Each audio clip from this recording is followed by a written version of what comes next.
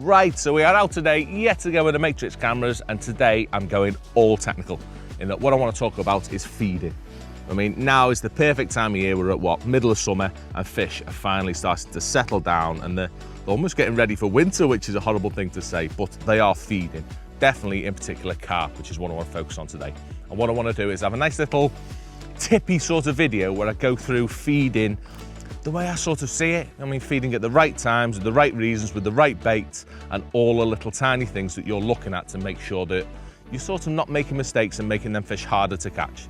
So that's what I want to do today, is I want to whiz on the box, talk you through fishing short, fishing long, and how I introduce bait to make sure I get the most out of my peg. So without further ado, let's go get some fishies caught. So straight into it, and I'm going to break it down two ways. I'm going to start short and then I'm going to finish long. I'm going to cover both ways of how I'd feed both lines. I'm not going to bother with edges today because that's a whole video in itself. But for starting short or starting a match in general, starting a session, whatever, I've spoke about it many times in how starting negative, definitely for carp, I mean, that's what the emphasis is on, is catching proper commons and minnows. But starting in a negative fashion, very accurate, I mean, very tight fashion to begin with, is only ever a benefit to see what's going on. And that's what I want to hopefully have a little play with. I've not fed me peg at all. I've not even had a go yet, which normally I would on these. I'd have a sneaky go. I literally haven't fed anything, just so I can hopefully show you what's going on, just what I'm thinking about the indications I'm getting on my float, because that is the biggest thing. The indications that you get on your float are what dictate whether you need to feed or not, which I think is one of the biggest mistakes that happen. It's, for me, I don't want to be feeding when there's fish in my peg. I want to be catching the fish there. I'll explain a bit more in a minute. I don't want to babble about that too much. So the first thing I've sort of tried to understand before I actually feed any bait whatsoever is the type of bottom I'm going to feed on. Because on a reed, we've got a nice long slope, and then we've got a big flat bit out there on the long line that is very silty. So I know on my short line, when I'm going to start off, it's a nice hard bottom. So my bait's always going to be as I fed it. I mean, those baits are going to be visible, the fish are going to be accessible to them. I'm not going to have the aggro that I'm going to have on the long line. But because of that, I'm going to feed the long line in a different way. We'll say it's starting off short. And I'm all about, as I said, setting traps, keeping things very accurate. Just getting a feel for what's going on, and above all else, giving myself the best chance of catching a fish. And the last thing I want to do, I've spoken about it 100 times, is start the match with a big pot. Yeah, by introducing a big pot, you knacker everything. You completely eliminate any competition in your peg, which I suppose, if I'm honest, this whole video is what it's about for me, is creating competition in my peg. If there's competition for my bait, I catch fish. If they've got 3 million options, I don't. I mean, or it makes it very tricky to catch fish. And it's about maintaining that level of competition all day, depending on how many fish I believe are present in my peg. So it's only feeding and rigs that can tell me exactly what's going on. So to begin with, we're going to keep things very simple, very boring, and we're just going to feed that. Yeah, nice and simple, little tiny parcel, whether it's 4, 6, 8, 10 pellets, just a little pinch of pellets. I mean, I'm not fussy on counting them. I just want a little tiny trap. And for me, them fed in a pot is the perfect way of starting my match. Nice little trap, but there's also a few ways that I want to introduce my bait to make sure that I keep fish where I want them to be. So it's time to catch fishy. Right, bait in the pot, ready to go, and immediately, before I even put it in, there's right ways of putting it in. Yeah, the theory behind things that we're going to say is, in fact, firstly, I've got to reiterate, I'm not fishing how I should be fishing today. Yeah, ideally where we are today, I should be slapping a rig and catching one every single chuck shallow. Just for you that are saying, oh, why isn't he fishing shallow, catching them? I just want to explain about feeding today. I definitely am not approaching the peg in the right way. But immediately I need to feed things the right amounts, say, to give myself the best chance of getting a bite, but also in the right way. Yeah, my thinking is, when I begin my match, I don't know if there's any fish present in my peg. I mean, obviously I can see the odd bit of movement, whatever else, but I don't know if there's any fish on the bottom on that short line, with it being 4 foot, nice and hard, no bubbles. There could be fish there, there might not. What I want to do is always assume that there is, because if I were to feed things in the wrong way and there are fish present, then it's unlikely I'm going to catch them. And the first thing would be to introduce an amount, like I've said, if I've had too much bait. Secondly, it'd be if I made too much noise. Yeah, if you introduce too much noise when there's fish present, you'll either spook them or you'll get them coming up looking at getting a bit too excited, and it can make them tricky to catch. So the first thing I want to do is, by using my pot, is introduce my bait in the correct way. So I just want to sneak them with utter minimal noise so the fish barely know that them pellets are coming in. Keep it really, really accurate, right on my spot where I want it to be. It's a bit toey because the aerator's on, but by putting my pot to the water, I'm as accurate as I could possibly be. Let me put that in again, that's not quite on me mark. So here we are fishing a stick float trotting here, but it's all good, we'll still catch. And with that pile, I know now that that pile's gone down. Very, very, very unlikely has that been disturbed on the descent as it's falling through the water, those pellets, because the fish don't know it's coming. I mean, there's not the noise element of attraction to bring them fish in the peg. And then what I'm left with is a lovely pile of however many pellets I put in, half a dozen pellets, with mine over the top of it in a place that I want it to be. I mean, I want it on the bottom because my rig is presenting my bait on the bottom. It's not, I'm not trying to catch fish through the water. I'm feeding in a way that suits my rig. So it's all them little variables coming together. Just lay that in again because it is towing a little bit. Yeah, all the variables coming together, say checking what bottom I'm fishing on first thing to see if my pellets are sat nice and cleanly on a hard bottom, feeding them in a right way to present them how I want them to be presented with my rig. See there immediately I've had a wobble well after the pellets have hit the bottom, but it's telling me that the fish immediately aren't on the bottom. They don't want to be on the bottom. So I have to make them get on the bottom if I want to catch them in that way. So you can either dictate to the fish how you want to catch them. Sometimes if they're willing to do that, other times you have to swap your feeding just by the things that you're seeing on your float. So now I'm getting indications. I mean, I've seen 2 or 3 indications on my float that tell me that there have been fish in that vicinity eating them pellets, more than likely. I mean, I've not seen any bow wave, not seen any fish moving away. So the odds are, with them being proper, decent sized fish, they're just fish bashing my pellet about, just move my rig about, they're not bite. But there's fish in the area. So same again, there's fish moving about. I'm just going to lift that, put it in again. It is a bit of a fiddly one with this aerator being on, but it's all good. So just keep maintaining my rig over my pile for as long as I possibly can until I feel I've had that many indications that there's a very good chance all my pellets have been eaten or I get a bite. Yeah, eventually there we got one. Wrong fish, but I know that things are happening in my peg. Yeah, I don't always mind silvers turning up and eating some of my bait as long as I can keep track of what's going on and whether I can decide whether there's any bait left in the peg. So because I've had 3 or 4 indications, I'm happy to feed again. I mean, so I'll just put, same again, not too many. I'm going to put half a dozen in and in exactly the same fashion. Sneak them in because you can see I didn't need to attract the fish into my peg, or I don't think I did. Yeah, it could just be silvers and I may need to attract the carp with some noise, but I'll talk about that in a minute. But it's about feeling your way in. I mean, it all happens really, really quickly, but I'm using the indications on my float. Sneak them pellets in nice and subtly, as little noise as possible. Get that rig right on top of them because the pile is small. Them pellets in 4 foot, they're going to spread flipping neck 6, 8, 10 inches maximum. So they're going to be in a lovely tight area. Another indication. See, lots of indications happening. The fish don't want to be on the bottom, but they're telling me that. Yeah, they're showing by indications that I'm seeing on my float, the way I'm feeding. I'm not going to say it's wrong, but it's not responding to how the fish want to be today. Yeah, whereas on another day when everything wants to be on the bottom, it's a bit cooler, it's a bit nicer, or there's maybe these are different fish into me peg, maybe the silvers in me peg. On a different day, so that were better, that were in, nice, dunk, fish on. Yeah. What I don't want to do now, the biggest mistake I see, is feed now and get fish into my peg. At the start, it isn't necessarily right. Yeah, because I don't really know what's going on at the minute. There's not a volume of fish in my peg. This could have been the only carp that's in my peg.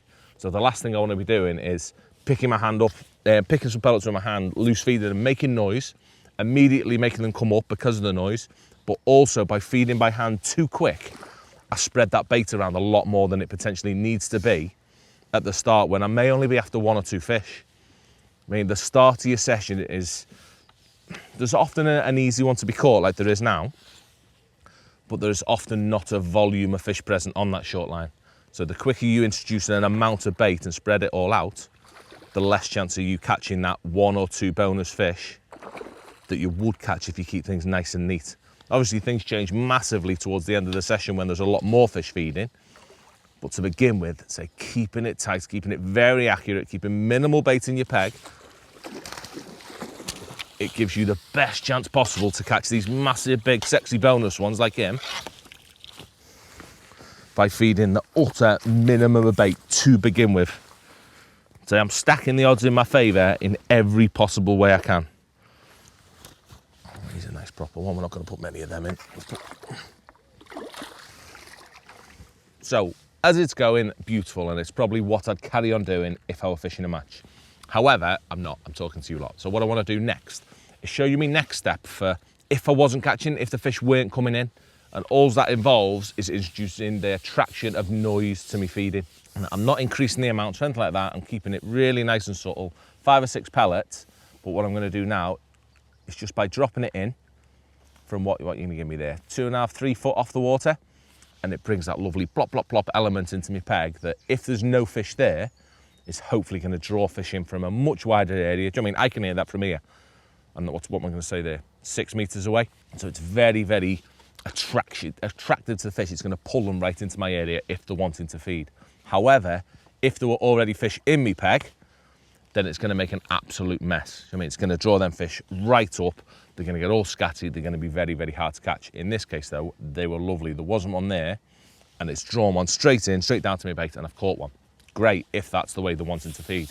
What I would say, though, is it's very hard to maintain catching them well, feeding in that way. You often find that once you get an amount of fish in your peg, making any noise, it just makes it very, very tricky to keep them where you want it. Well, that was a nice example of noise giving me a bite a lot quicker, probably because the fish weren't coming into my peg as fast when I was sneaking it in. But it's still the sensible way of starting, because if there were fish into my peg and I made noise, then it makes a mess. I foul hook them, last thing I want, especially with fish this big. Like I say, I'm going to keep reiterating it, but all I want is nice, steady, sexy, clean bites. I don't want to go out there and me float doing this, looking really good because there's loads of fish, because great, there's lots in my peg, but I can't put them in the net. I just want them to come in, I want them hungry, I want them a clean peg to feed on because there's not a load of bait on the bottom. And that way I get lovely bites, fish hooked where I want them to be. I'm going to have a pose at this. I haven't even seen it yet, but I want them right hooked where I want them to be. Oh, you proper at me in. See, beautifully, doesn't get any better than that. Don't know if we can get in, but absolutely perfect because I know that they're feeding cleanly and coming in, they're eating all that bait's there. They're not just sifting through the muck on the bottom, picking up what they can. They are picking up cleanly my bait as it goes. I'm going to do that once more nice and quick. Just see if the same thing happens again. They get a bite nice and quick. There we go, not many. I always get giddy myself. Don't want to put too many pellets in that. Definitely, somewhere between 6 and 10 is the perfect sort of numbers for me. For big fish, that sort of size. 6 to 10 is nice, and it just means that I feel like I know what's in my peg all the time. Like again, now there's probably 1 or 2 left, maybe none at all of the last lot. So what I'm going to do, same again, shake it in. But you'll see, shaking it in, I don't know whether it picks up too much on camera. Even feeding it in that different way increases the size of area where my bait's landing, because it's probably landing over 10 inch, a foot square, and then it might spread a bit more. So just by shaking your bait in as opposed to putting my pot to the water, it probably doubles the feed area. So if I were to do that immediately, instead of cupping them in really, really, really tight, again, I'm making it harder to catch them fish if there's only 1 or 2 on my peg. So it's all these steps that you can make. See, this is going nice now. And both them bites have come so much quicker because I'm making the noise, I'm attracting the fish in. Not a lot, probably 2 minutes quicker on each one. But if I can keep maintaining that, beautiful. But that is going perfectly how I want it to do. But there's one more step that I could sort of make. Not that I want to, but I'm going to go through now as if it's the end of a session. And that is bringing throwing into the element. But I want to talk about the disadvantages of throwing bait, because we can get into it too early. If it were the start of a session, throwing, for me, it can be very, very risky, just because everything's accentuated sort of thing. But I'll talk about it in a minute. Let me crank this one in. And then the last step I want to do is throw in some bait on this short line before it's time to move along.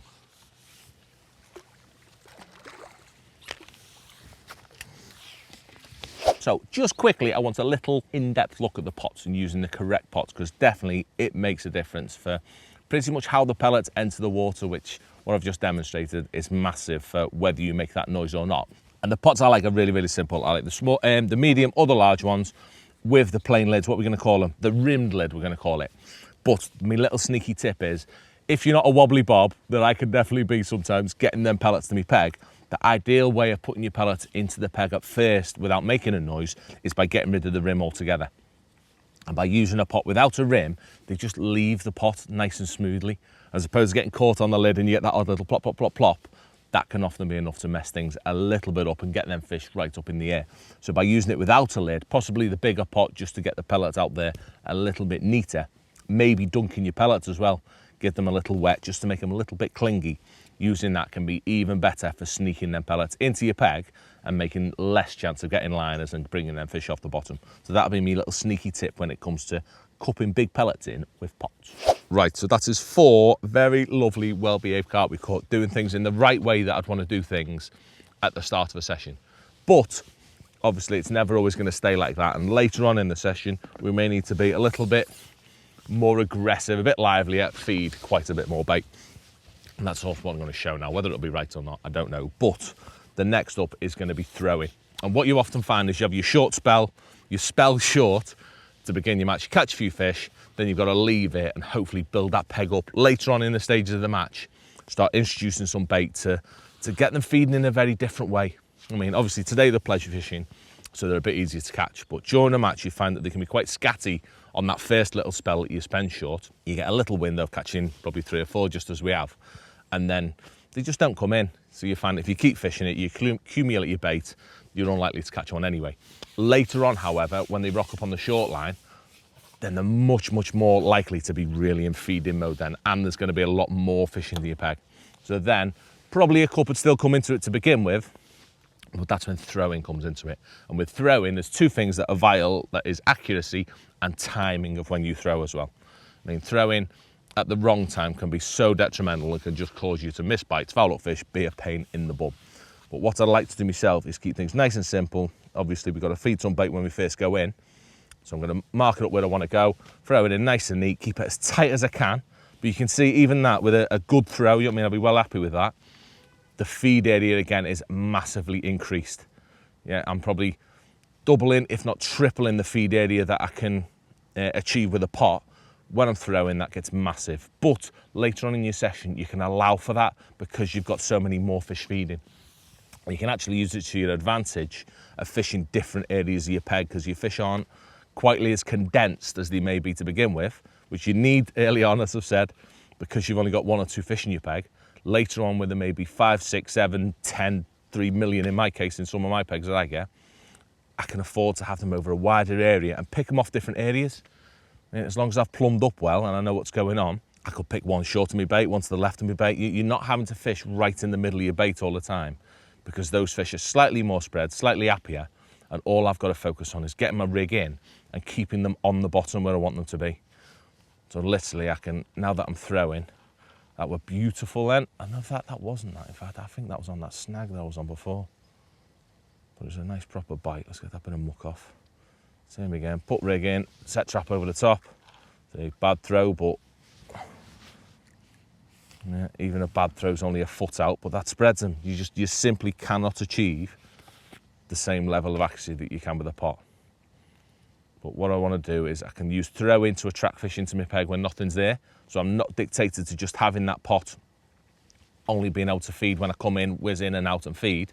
Like in this case, as that was then beautiful, I can feed twice, drag a fish into my peg because nothing's happening, reset my trap by hand, but slightly on a bigger scale, and get them fish into my peg, get myself a bite.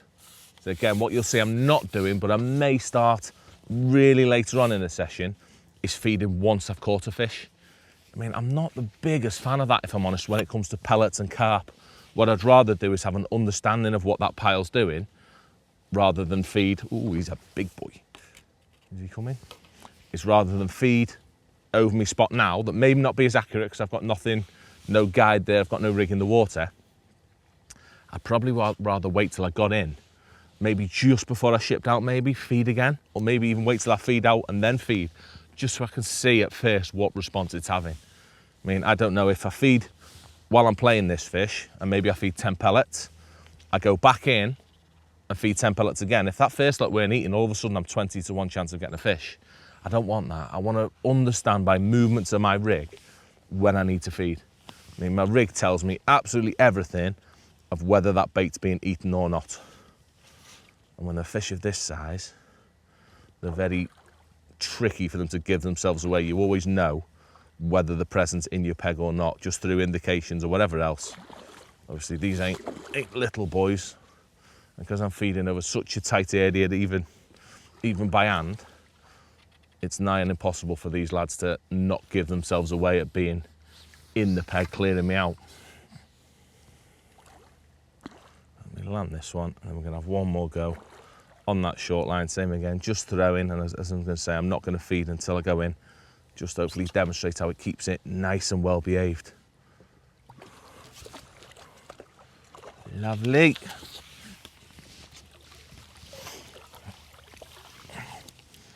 Beautiful. That's like 15 minutes fishing. What have we had? 6, 5 and 15 minutes fishing. So it's been lovely controlled, and I probably only fed 35 pellets, 40 pellets. Another 6-pounder in there.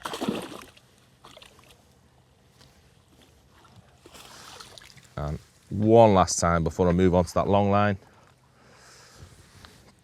I'm going to go in, feed over the top of my float, and say it's responding to what's going on. Today I know that there's plenty of fish feeding, and I don't need to attract them into my peg when I'm not there. They're coming in that quick. I'm on my own. I mean, it's always going to be good. By putting that rig in, same again, never too many, half a dozen. Lovely, accurate as I possibly can over my float. And so by having a stationary float in the water as well, so my rig's already settled when I'm throwing it over the top, I can see what's going on if anything is getting intercepted on the way down. If I'm getting wobbles, I'm getting liners, great. I mean, I can see that them fish are intercepting my bait. And it may be that, yes, maybe I can catch some shallow, who knows, but it means that a percentage of my bait was eaten on the way down, so it isn't on the bottom, so I may be able to feed again. I mean, so I'm always trying to get that little pile of bait, or understand that that little pile of bait is still on the bottom. So I had one indication then that on the way in. I'm going to assume that there's still a couple on the bottom. Give it 10 more seconds. If I don't catch one, I'm just simply going to re-put my rig in, feed over the top of it, try again. So you're introducing that trap a lot quicker. You'll be a bit rougher than we were with the cup, but you're introducing the trap really, really quickly by hand, because you need to, because there's that many fish. I mean, it's probably not viable to feed it with a cup because it does slow you down. Instead, I can put my rig in, settled lovely, bait over the top, hold it tight, see if I get any dodgy indications, get off that bubble. Same again, nice. Then pellets are on the bottom now without any. That maybe intercepted it, don't know. But still, it's happening quite a while after the pellets have settled, the last two indications I've had. So I'm happy that them fish are on the bottom. Apart from that one that's just swirled on my float. Here we go. But better, nice, well-behaved, proper bites. All I'm doing is responding to what the fish are doing, rather than feeding because I feel like it, or because someone on a video once said that you have to feed after every fish, or when you've hooked one. It's not always the case.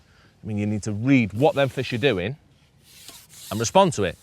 Do you know what I mean? If you actually think about it really nice and clearly, you can understand how the fish are feeding and just what makes them easier to catch by feeding your bait at the right time. So I'm going to nail this one, and then the last thing I want to cover is that long line, because that needs to be approached in a slightly different way potentially, and that's where the catapults need to get involved, which is probably the last way of introducing feed into the peg. So while quickly on the subject of catapult, it's definitely something I see people struggling with a lot, is choosing the right catapult for what they're doing. And they often find that the light ones or they feel that the light ones are the way to go because they're only fishing at short distance on a pole. For me, if I'm completely honest, I go the entirely opposite way. And for 99% of my fishing, and if anything, 100% of my pellet fishing, whenever I'm feeding 4s or 6s on the pole line, I want a nice heavy catapult, because it just allows me to group bait so much better. I mean, and with consistency above all else, that I'm not trying to force it to its maximum all the time to get my bait there. A nice steady pullback, and it's, as I say, consistency is the one that allows me to achieve real accuracy, probably more accurate than I've ever been before with our new sexy ones. And by choosing the heavy one with the black elastic, for me, that does say pretty much all my catapulting with pellets and other baits, and keeps it more accurate than I've ever been before. Right, so as a final step, is the way that we're going to fish the long line, or the way that the long line needs to be fed. And in all honesty, to begin with, the first 2 steps need to be exactly what we've done on the pole line. It's the safe way for me. I mean, especially on the long line, where pretty much every venue I can think of, you're moving out to an area where there's a lot more silt, it's a lot messy.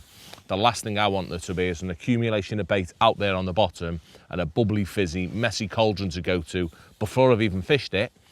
All that's going to lead to is problems before I've even had to go. So, without doing it all again, the steps that I've done on the short line, obviously not throwing, that becomes not an option, but up to the point where throwing needs to be done, or catapulting in the long line case, I'd repeat exactly the same thing.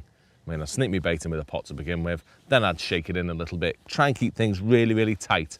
One thing I probably would do on a longer line is feed even less bait, just because I'm scared about that bottom fizzing up, going messy, just being a pain. So that's sort of how I'd approach things to begin with. But eventually it comes to a point where the catapult needs to be involved. And there's a few things that I want to do in the right way to make sure that's nice. So what I've done first is something I very, very typically do with carp, and that is swap my pellet size. I mean, I find that by swapping to smaller pellets long, especially at 13 meters, where I find it's much easier to group 4 mils and 6 mils, especially with coppins. Coppins can be quite hard to feed accurately at that length in 6 mils. But by swapping to 4s, I can make a lot of noise with my bait, feed a little bit more bait, but not necessarily on the spot that I'm fishing. So I can add a lot more attraction, a lot more noise into the peg, get the fish grubbing, but still maintain an area where I can get clean bites for as long as possible before it gets too messy and I'm forced to try and catch them shallow or whatever else. So what I'm doing, I'm going to assume, I haven't had a go with this, I've not fished the pots and gone through that like I should have done, because there's no point going through it again. Instead, I'm going straight to the catty in. And what you find I do, as soon as the catty comes out, I'm not going to be feeding. Because I'm feeding more bait, I don't want to feed right over the top of my float, apart from that carp that's going to eat me float at the minute. What I want to do instead is try and make sure that the area that I'm fishing with my bait, like where my hook bait sat, stays clean, isn't that bubbly mess. Because as soon as it becomes that bubbly mess, it's so hard to catch him. So instead, when I feed, I want to drop everything short. Yeah, so my bait, the vast bulk of my bait, is going to be landing this side of my float, something we spoke about many, many, many times before. And that may even be the case when fishing over silt with my pots. I may deliberately try and just shake my pots out later on, slightly short of my float, maybe 6-8 inches short of my float, just to leave that area where I'm fishing as a little bit cleaner, just so it's not getting ripped up. You see, when I'm cattying, I'm going to feed twice. We don't need to feed twice, we had a lovely bite there. Let that one come out peg. Again, just as I did on my short line, I'm not going to feed over the top of that once I've hooked one. We're going to whiz him in. But again, that were clean, it were nice. It's not a bubbly mess. I mean, there's a few bubbles coming up over where I fed my bait, but just that line just past where I'm sitting with my feed, or my hook bait rather, that's sitting there, nice, lovely. And the fish, above all else, can see my bait, but I've still got a slight amount of bait in my peg to attract the fish in, and I've also got the noise bringing the fish in, but I'm not fishing right over the top of the chaos where I'm likely to foul hook them.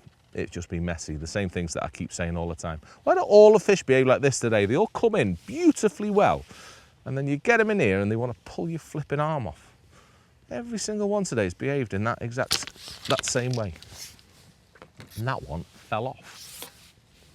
But we're going to go straight back in and do same again. So say I'm not fed, no bait's gone in. I don't want to create chaos when my rig isn't in the water. That doesn't happen until I start bringing them off the deck and wanting to catch shallow. I mean, then it all goes out the window and I just want constant bait all the time, little column of bait going in, as long as I think they're eating it. So you see that bubbly cauldron now really fizzing, really getting messy now, but it's not where I'm putting my rig, which is all I want. I don't want that bubbly cauldron horribleness right over the top of my rig. So same again, I'm going to feed about 10 or 15 4 mils. Check that rig's gone in nice. Feed that bait, all just short of my float. So I keep my area nice. And what it also means is it's less likely that the area that I'm fishing, say just past my bait as I keep saying, is less likely to get stirred up and go deeper, which fishing over silt again, massive problem that we always have. It just prolongs the life of your swim. There's less chance of it getting dug out because the fish aren't digging in that area where my float is. Plenty of fish there. This is almost ready for pushing and bringing them shallow already, which would be the next step of a long line, of course. I mean, catch a few on deck, keep on pinging it. You see them bubbles all fizzing just short of me float, exactly where that bait went. That's where all the fizzing's going on. I'd say, don't get me wrong, it doesn't mean I won't drop over me bait now and again. It's often worth a little look.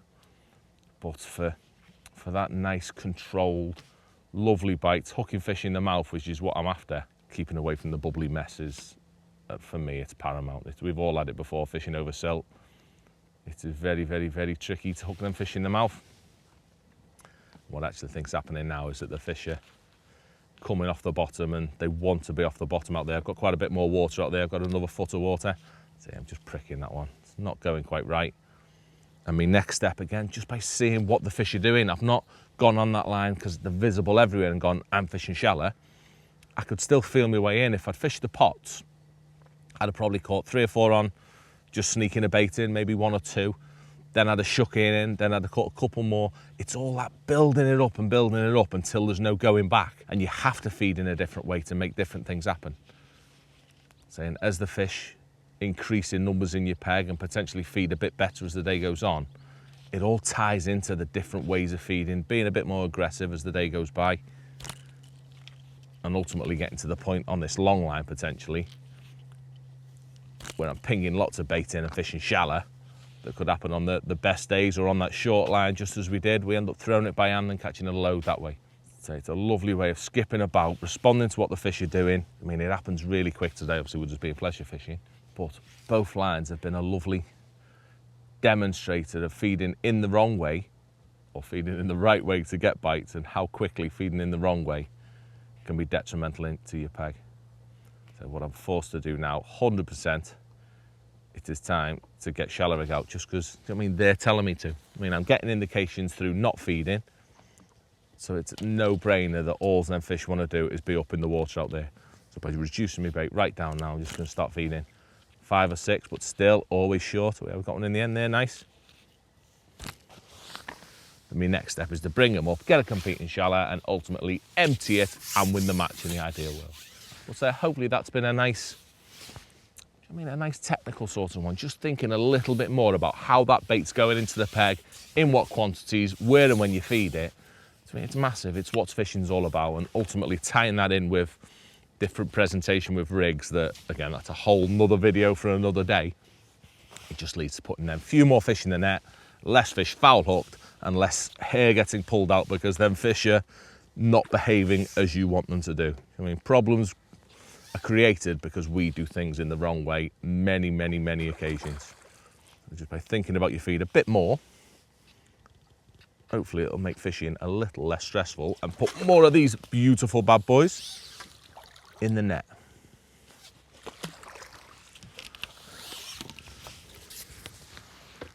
That is absolutely lovely.